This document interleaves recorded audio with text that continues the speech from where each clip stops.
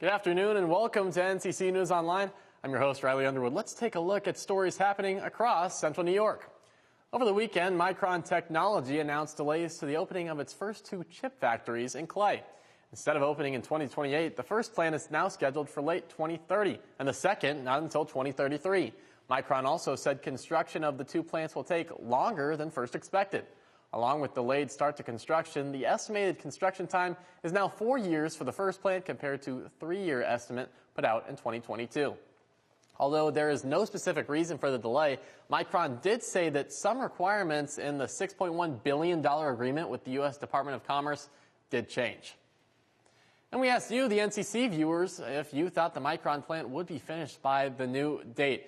Overwhelmingly, no, it's a landslide result. 92% of you guys say that this will not be done in this decade, with only 8% of viewers having a little bit of faith in the semiconductor plant being constructed. Overwhelming majority from our viewers. So, along with the Micron delay, thousands of flights have also been delayed and canceled across the country because of mandatory FAA cuts.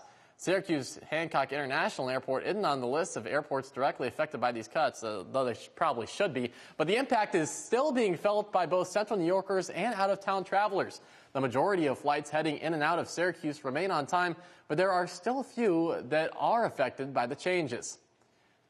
About 1/3 of flights out of Syracuse are affected in some way, with some flights to large airports experiencing major delays. Flights from Syracuse to Chicago O'Hare, Las Vegas, and both major New York City airports are behind schedule. One celebrity with local ties had really strong feelings after his flight out of the Salt City was affected. I want to say this to everybody, which is whatever you do during this shutdown, don't fly to a major, in or out of a major airport. Look up the list of airports where they're curtailing all the landings.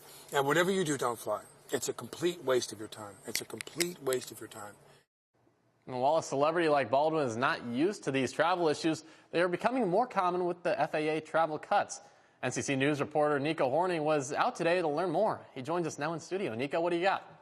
Well, it goes to show you that even celebrities sometimes have to deal with what all of us deal with, and that could be travel delays as well. Earlier today, I was at Syracuse Hancock International Airport to see the impact the government shutdown continues to have on travel, and here's what we can all learn about how to best be prepared for your next travel endeavor.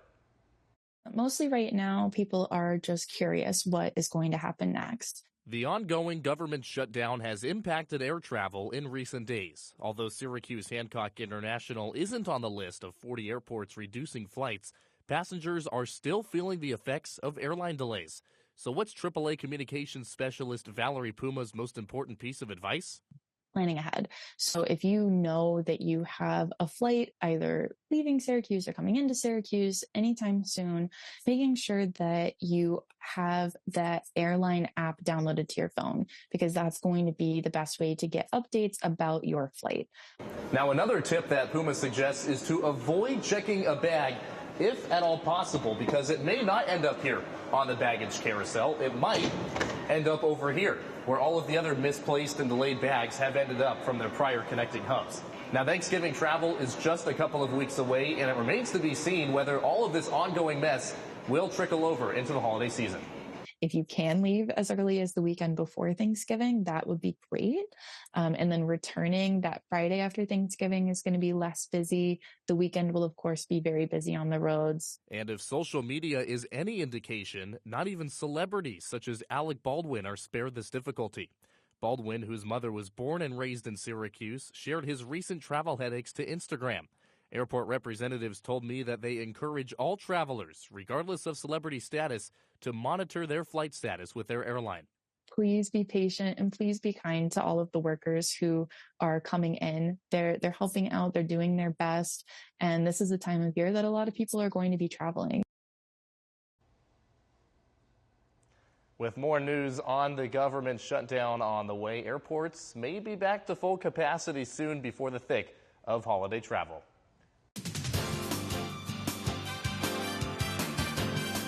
All right, Nico, thank you so much. Hope they get it figured out before those big Thanksgiving plans happen. Well, about an hour south of Syracuse, a world-class university recently came to an agreement with the Trump administration to get back its federal funding. Cornell University will receive $250 million for research, but not without paying the federal government $30 million and investing another $30 million into programs aimed to lower costs of production and efficiency for farmers. Around the country, there has been more uncertainty with the SNAP benefits after a lower court ruled last week that the federal government had to pay for the entire November SNAP program. The U.S. Agriculture Department told states they need to immediately undo anything already being done to send out food stamps. The department's announcement came just one day after the court's ruling. For Central New Yorkers relying on SNAP benefits to go to the grocery store, Onondaga County announced earlier this afternoon they're fully funding November SNAP benefits. Recipients can expect funds to be on their card as soon as today or at the latest by Thursday. The county also noted that many cases are still moving through federal court. And while people living in Onondaga County will be getting their November SNAP benefits, millions across the country are still waiting for the federal government to reopen to receive theirs. But there might be a solution coming soon. Did the right thing. They decided to put principle over their personal politics. And my urgent plea of all my colleagues in the House, and that means every Democrat in the House, is to think carefully, pray, and finally do the right thing. That's Speaker of the House Mike Johnson urging Democrats to accept the Republicans' plan to reopen the government. A handful of Democrats have already accepted this plan, including enough for the Senate to pass through. More news from the government as President Trump pardons his former personal lawyer and New York City Mayor Rudy Giuliani. Giuliani and others were accused of trying to overturn the results of the 2020 election. The president's pardon of Giuliani means he can't be convicted of a crime on a federal level. However, Giuliani and all of the other people pardoned were never officially charged. 3 weeks ago, multiple former NBA coaches and players were arrested on wire fraud and money laundering. Now the MLB is in some legal trouble of its own. Our sports director, Nathaniel Cunningham, is in studio with the scoop. Clase and Luis Ortiz have been indicted by Brooklyn prosecutors on sports betting charges. According to the Department of Justice, these charges stem from, quote, alleged roles in a scheme to rig bets on pitches thrown. The allegations note a specific incident on June 15th, along with other small incidents. So, Nathaniel, what are the implications if these two are charged with these sports betting crimes? If both Clase and Ortiz are charged, they're looking at up to 65 years in prison. And that's not what either of these guys wanted, especially because they're both on a big contract year. So these are guys that could have got paid a lot of money by the MLB. And so with so many recent arrests and charges relating to gambling, is there starting to become kind of a question on the integrity of the game? Yeah, I think that goes across all of sports as well. When you look back to 1919 with the Black Sox, that betting scandal that rigged the World Series, this puts up a really big point where people didn't trust baseball then. They're not trusting it now, and this is across both basketball, like you mentioned, and baseball as well. So there's become a lot of distrust here. Now, Nathaniel, do you think the increased access of sports betting, you see all the advertisements on every game you watch, is that having an effect? Is this why you think this is happening? I think so, and I think because there's multiple sports books across multiple different apps that you have the ability to sit there and say, where am I going to bet? Who am I going to bet with? There's options. But you also see companies that are trying to combat this. ESPN just recently terminated a 10-year deal with Penn that was just 2 years in to cancel its ESPN Bet platform, and I think that's a big deal. Plus, ESPN just announced within the hour ago that U.S. gambling agencies,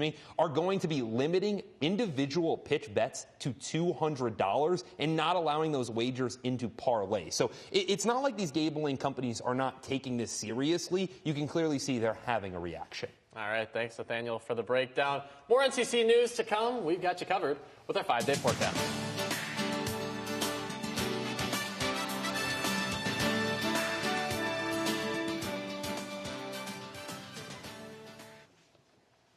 Well, it's a snowy day in central New York, the first snow of this season. It's coming on November 10th, maybe a little bit later than usual, but yeah, it's a snowy one and it's a cold one as well. You gotta have your winter coat if you're going out and enjoying the weather. It's 32 degrees right now. Feels a little colder than that, around 21 degrees, 10-mile-per-hour winds, but right now it's a freezer out there. Let's take a look around the region, around central New York, and you can see that it's kind of around the same temperatures, 34 over in Albany. I got a half-sister up in Fulton, 30 degrees up there. 28 down in Binghamton, so pretty much the same temperatures around the area. Let's look at our day planner for tomorrow. It's going to be some more snow, except for the evening. We're going to have a break from the snow around there, but it won't be for long because once the nighttime rolls around, it's going to snow even more. So 60%, 60%. It's going to snow at least sometime during the day. Let's check out our 5-day forecast. Can we expect some more snow throughout it? Yeah, we can. It's going to snow tomorrow, 85%, 80% chance of rain on Wednesday. It's going to get up to 40 degrees on there, so maybe not the winter coat. Maybe swap it out for the rain jacket. Friday, we're going to expect 70% of snow, even though it's going to get up to 44, low of 29, snow in the morning, and sometimes it even snows when it gets just a little bit above freezing because it freezes on the way down. So let's get into our context of this all. The average first snowfall in Syracuse is November 6th, so we're about a half a week past due. Last year was the first time Syracuse has broken 100 inches of snow since the 2018-19 winter season, and although a popular belief, a later first snow doesn't always mean a harsher winter, although recently it's been lining up that way. Well, that's all the time we have for weather. Coming up next on NCC News, a change at the helm of the Giants. Nathaniel's got you covered, and a big-time upset in the ACC tournament. All right, thanks, Nathaniel, for that sports update. Man, I was looking forward to the Orange going bowling. Doesn't look like it's going to happen this year. Coming up next on NCC News, Veterans Day is tomorrow. Find out what events and details are available for the vets. Welcome back to NCC News. Riley Underwood, Nathaniel Cunningham. Veterans Day is tomorrow, and the Central New York community has a lot planned to honor those who served.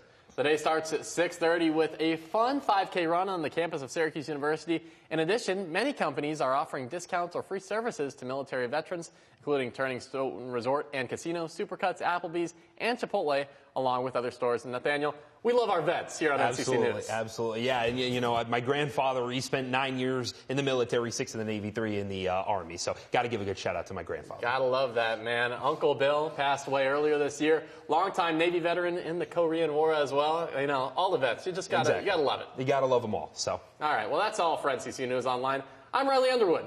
Have a good night.